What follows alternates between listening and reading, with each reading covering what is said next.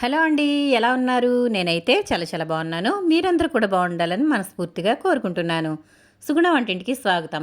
ఈరోజు మన వంటింట్లో జున్ను పాలు లేకుండా జున్ను ఏ విధంగా తయారు చేసుకోవాలో చూద్దాము. ఇది చాలా బాగుంటుంది. అలాగే చాలా సింపుల్గా అయిపోతుంది. మరి ఇది ఏ విధంగా తయారు చేసుకోవాలో చూద్దామా? Welcome back to my channel.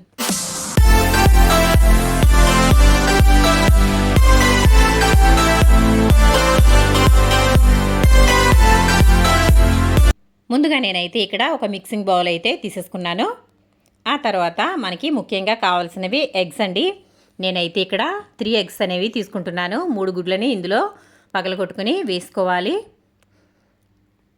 ఈ విధంగా నేనైతే ఎగ్స్ అనేవి పగలగొట్టుకుని ఇందులో అయితే వేసేసుకున్నాను. ఇప్పుడు ఈ విధంగా ఒక బిస్కర్ అయితే తీసుకోవాలి. దీంతో ఈ ఎగ్స్ని బాగా బీట్ చేసుకోవాలండి. ఇది బాగా నురగ వచ్చే వరకు కూడా దీనిని ఈ విధంగా బీట్ చేసుకోవాలి. అప్పుడే మనకి జున్ను అనేది చాలా బాగా వస్తుంది. ఎక్కడ గడ్డలుగా లేకుండా చాలా స్మూత్గా వస్తుంది. చూడండి ఒకసారి ఈ విధంగా అయితే గుడ్డుని బాగా గిలకొట్టుకోవాలి. ఆ తర్వాత ఇందులో మనం బెల్లం వేసుకోవాలండి. జున్నులోకి మనం బెల్లం వేసుకుంటాం కాబట్టి బెల్లమే వేసుకోవాలి. అప్పుడే మనకి ఇది స్వీట్ అనేది బాగుంటుంది. చాలామంది షుగర్ వేస్తూ ఉంటారు. మీకు ఇష్టమైతే షుగర్ కూడా వేసుకోవచ్చండి. కానీ నేను ఇక్కడ బెల్లం హెల్దీ కాబట్టి బెల్లం అయితే వేసుకుంటున్నాను. నేను ఇక్కడ ఒక 1/2 కేజీ వరకు బెల్లం తీసుకున్నాను. దాంట్లో ఒక 200 గ్రాములు అయితే వేసేసుకున్నాను. మనం తీపిని బట్టి వేసుకోవాలి. ఈ విధంగా బెల్లం అంతా కూడా బాగా కరిగే వరకు ఈ విధంగా ఒకసారి తిప్పుకోవాలి. చూడండి ఒకసారి ఎక్కడ బెల్లం గడ్డలు అనేవి లేకుండా చక్కగా కరిగిపోయింది. ఇప్పుడైతే మనం ఇందులో పాలు వేసుకుందామండి. మనం 3 గుడ్లు తీసుకున్నాం కాబట్టి అలాగే బెల్లం 1/2 కేజీ వరకు తీసుకున్నాము. అలాగే పాలు కూడా 1/2 లీటర్ పాలు అయితే తీసుకోవాలి. మనకి ఈ స్వీట్ అనేది అంటే మనకి జున్ను అనేది గట్టిగా రావడం పాలను బట్టే ఉంటుందండి. పాలు అయితే మంచి చిక్కగా ఉన్న పాలు తీసుకున్నట్లయితే ఇది చాలా గట్టిగా గడ్డలాగా వస్తుంది. పాలు ఒకవేళ పలచగా ఉన్నవి తీసుకుంటే కనుక కొంచెం ఇది పలచగా వస్తుంది. కాబట్టి మనం పాలు తీసుకునేటప్పుడు మంచి పాలు తీసుకున్నట్లయితే జున్ను అనేది పర్ఫెక్ట్గా వస్తుంది. ఇప్పుడు ఈ పాలు వేసుకున్న తర్వాత బాగా కలిపేసుకోవాలి. ఈ విధంగా అయితే అన్నీ కూడా మిక్స్ అయ్యేలాగా కలిపేసుకోవాలి. చూసారు కదా, ఇలా కలిపేసుకున్న తర్వాత ఇందులో మనం మిరియాల పొడి వేసుకోవాలండి. మిరియాల పొడి అనేది జున్నుకి కంపల్సరిగా అవసరమవుతుందండి. అలాగే నేను ఇక్కడ యాలకులు కూడా తీసుకున్నాను. ఒక 5 యాలకులు తీసుకున్నాను. అలాగే మిరియాల పొడి ఒక స్పూన్ వరకు తీసుకున్నాను. మిరియాల పొడిని ఈ విధంగా పొడి చేసి అయితే పెట్టుకున్నాను. ఇదైతే ఇందులో వేసేసుకుందాము. ఒక ఫుల్ స్పూన్ అయితే వేస్తున్నాను. ఇలా అయితే వేసుకోవాలండి. ఆ తర్వాత యాలకులను అయితే ఇలాగా చెదకొట్టేసుకున్న తర్వాత ఈ తొక్కలు అనేవి పక్కకి తీసేసుకుని ఇందులో ఉన్న గింజలు మాత్రం ఈ పొడిని మాత్రమే ఇందులో వేస్తున్నాను. మీకు ఇష్టమైతే ఇవి తొక్కలతో కూడా వేసేసుకోవచ్చు. నేనైతే ఈ విధంగా గింజలు మాత్రమే వేస్తున్నానండి. చెదకొట్టి వేసుకున్నట్లయితే మంచి సువాసన ఉంటుంది. అలాగే మిరియాలు కూడా చాలా మంచిదండి. మిరియాలు తీసుకోవడం వల్ల వాతం శరీరం వారికి చాలా మంచిది. వాతం చేయకుండా ఉంటుంది కాబట్టి మిరియాలు అనేవి కంపల్సరీగా వేసుకుంటూ ఉంటారు. ఈ విధంగా ఇదంతా కూడా బాగా కలిపేసుకోవాలి. చూడండి చాలా సింపుల్గా తక్కువ ఇంగ్రీడియంట్స్తో మనమైతే ఈ జున్ను అనేది తయారు చేసుకోవచ్చు. మనకి జున్ను తినాలనిపించినప్పుడు ఈ విధంగా చేసుకోండి. చాలా టేస్ట్ ఉంటుంది. అలాగే అసలు జున్ను కన్నా ఇది ఏమాత్రం తీసిపోదండి, అంత బాగుంటుంది. ఆ తర్వాత స్వీట్ అయితే చూసుకోవాలి. నేనైతే కొంచెం తక్కువ అనిపించింది, మిగిలినది కూడా వేసేస్తున్నాను. అంటే మనకి టోటల్గా 1/2 లీటర్ పాలకి 1/2 కేజీ బెల్లం అలాగే 3 గుడ్లు పట్టాయి. ఈ విధంగా ఇవన్నీ కూడా వేసుకుని మళ్ళీ బెల్లం వేసాం కదా, ఇది కూడా కరిగే వరకు ఒకసారి బాగా కలిపేసుకుందాము.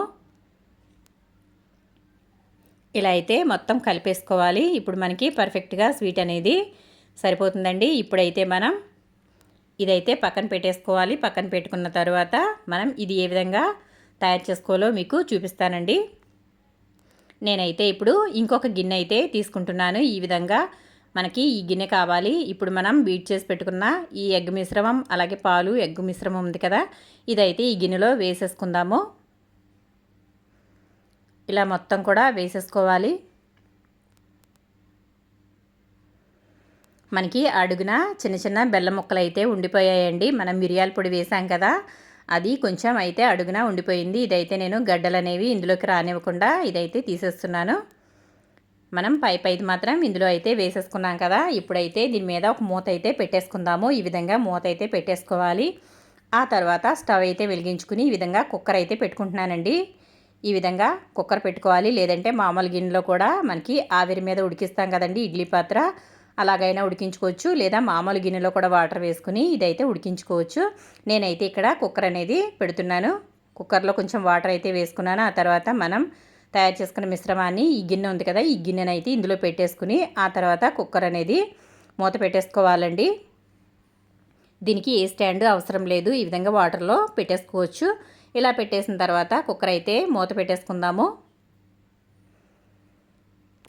మూత అయితే పెట్టేసుకున్నాం కదా, ఇప్పుడు ఇది మనం ఒక 5-6 విజిల్స్ వరకు రానివ్వాలండి. అప్పుడే మనకి పర్ఫెక్ట్గా ఇది జున్ను అనేది తయారవుతుంది. కాబట్టి ఈ విధంగా అయితే ఒక 6 విజిల్స్ అయితే నేను రానిచ్చానండి. ఇప్పుడైతే మనం స్టవ్ ఆఫ్ చేసుకున్న తర్వాత ప్రెషర్ అంతా పోయిన తర్వాత ఇప్పుడైతే ఓపెన్ చేసి చూద్దాము. చూసారా, వాటర్ మనం ఎక్కడి వరకు వేసామో వాటర్ అనేవి తగ్గిపోయాయి. 6 విజిల్స్ అయితే మనకి ఇది పర్ఫెక్ట్గా ఉడుకుతుందండి. చూడండి, మనకి ఇప్పుడైతే ఇది ఒకసారి చెక్ చేసుకుందాము. ఒక చాకు కానీ లేదంటే పుల్ల కానీ ఏదైనా సరే ఫోర్క్ కానీ ఈ విధంగా ఒకసారి దీంట్లోకి గుచ్చి చూడాలండి. ఇది మనకి అతుక్కోకుండా వచ్చినట్లయితే, స్పూన్కి ఏమీ అతుక్కోకుండా ఉన్నట్లయితే మనకి పర్ఫెక్ట్గా రెడీ అయిపోయినట్లే. చూసారా, మనకి ఇదైతే రెడీ అయిపోయింది. ఈ విధంగా చెక్ చేసుకోవాలండి. చూడండి, స్పూన్కి ఎక్కడా కూడా పాలు మాదిరిగా అంటుకోలేదు. కాబట్టి మనకి ఇది అయితే తయారైపోయింది. ఇప్పుడైతే మనం దీనిని వెంటనే తీసేయకూడదండి. ఇది పూర్తిగా చల్లారనివ్వాలి. ఆ తర్వాతే మనం ఈ గిన్నెలో నుండి అయితే బయటకు తీయాలి. అప్పుడే మనకి ఇది పూర్తిగా సెట్ అవుతుంది. చూసారా, ఇప్పుడైతే నేనైతే మూత పెట్టేసి పూర్తిగా చల్లారిన తర్వాత మీకు చూపిస్తున్నాను. చూడండి, జున్ను పాలు లేకుండా జున్ను అయితే రెడీ అయిపోయింది. మరి ఇంకెందుకు ఆలస్యం, మీరు కూడా తప్పకుండా ట్రై చేయండి ఫ్రెండ్స్. ఇది చాలా బాగుంటుంది, అలాగే ఈజీగా తయారు చేసుకోవచ్చు. జున్ను పాలు మనకి ఎప్పుడంటే అప్పుడు దొరకవు కదా, కాబట్టి ఈ విధంగా జున్ను తినాలనిపించినప్పుడు ఈ విధంగా ట్రై చేయండి ఫ్రెండ్స్. అసలు జున్నుకి దీనికి తేడా అనేది కనిపెట్టడం చాలా కష్టం, అంత బాగుంటుంది ఇది. మరి ఇంకెందుకు ఆలస్యం, మీరు కూడా తప్పకుండా ట్రై చేయండి. మీకు ఏ విధంగా వచ్చిందో నాకు కమెంట్ సెక్షన్లో కమెంట్ పెట్టండి ఫ్రెండ్స్. కానీ ముఖ్యమైన విషయం ఏంటంటే, ఇందులో మనం పాలు వేసుకునేటప్పుడు ఇవి చిక్కటి పాలు అయితే ఇది మనకి జున్ను రావడాన్ని బట్టి ఆధారపడి ఉంటుందండి. పాలు వల్లే అంతా ఉంటుంది. పాలు అయితే చిక్కగా ఉండాలి. అటువంటప్పుడు అలా తయారు చేసుకున్నట్లయితే మనకి ఇది చక్కగా గడ్డలాగా వస్తుంది. వాటర్ అనేవి అస్సలు రావండి, చక్కగా గట్టిగా వస్తుంది. కాబట్టి మంచి పాలతో చేసుకున్నట్లయితే ఈ జున్ను పర్ఫెక్ట్గా వస్తుంది. మరి చూసారు కదా, ఇది నేను తిరగేసానండి. చూడండి ఒకసారి, మనకి పర్ఫెక్ట్గా జున్ను అయితే రెడీ అయిపోయింది. మరి వీడియో నచ్చితే లైక్ చేయండి, షేర్ చేయండి, సబ్స్క్రైబ్ చేయండి.